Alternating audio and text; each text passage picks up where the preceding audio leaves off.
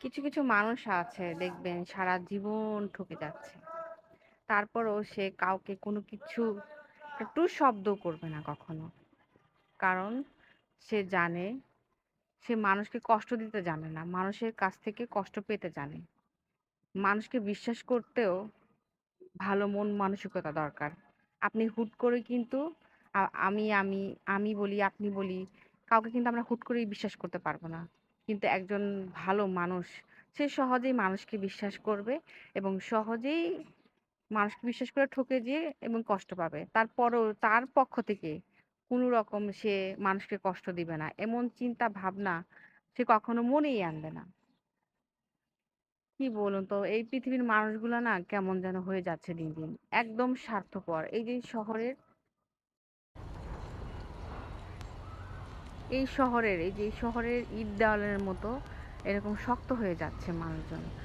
মানুষের মন এত সফট ছিল আগে, সেই সেই সফট মন মানসিকতার মানুষজন এখন দিন দিন বিলুপ্ত হয়ে যাচ্ছে। মানে আল্লাহ সবাইকে মাফ করুক, সবাইকে ধৈর্য ধারণ করার তৌফিক দান করুক। এই যে কিছুদিন আগে যে ভূমিকম্প হলো, কি হবে? এই যে আমরা এত টাকা পয়সা জমাই, কত কিছু এই জীবনের তাগিদে, জীবিকার তাগিদে আমরা কত কিছু করে থাকি, কিন্তু এক সেকেন্ডে মনে হলো যে এই বুঝি সব শেষ হয়ে গেল। কি হবে? কি হবে এগুলো দিয়ে? মানে মনেই হলো যে মনে হয় এখনই শেষ হয়ে যাব। কার জন্য এগুলো করছি, কি কারণে করছি? দেখবেন ২টা ভিডিও অনেক ভাইরাল হয়েছে। একজন বাবা তার সন্তানকে রেখেই সে বাঁচার জন্য একটা শপ থেকে দৌড় দিয়ে বেরিয়েছে।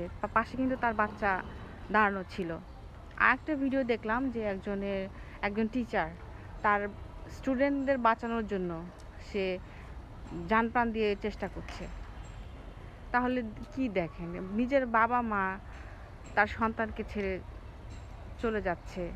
এর থেকে মানে আমি বলি মানবতা দিন দিন হারিয়ে যাচ্ছে। মানবতা আর পৃথিবীর মাঝে নেই। কিছু বলার নেই আসলে। এই ভিডিওগুলো যখন দেখি মানে বাচ্চা-কাচ্চা কি শিখবে? কিছু শিখার নেই এখান থেকে। মানে কি শিখবে? কিছুই শিখার নেই আসলে। বাবা-মার কাছে যে সন্তান সেফ না, যে তার সন্তানকে রেখে পালিয়ে যেতে পারে, সে তার ফ্যামিলির জন্য কি করে না করে সেটা তো বোঝাই যায়। মানে তার আর আমি চিন্তা মানে আমার থিওরি থেকে আমি চিন্তা করেছি, মানে আমার বাচ্চার কি হবে? বাবা ফেলে দিতে পারলেও কিন্তু একটা মা কিন্তু তার সন্তানকে কখনোই ফেলে দিতে পারে না। আমার মনে হয় না। সবাই একরকম না, ফেলে দিতে পারে না। Thanks for watching.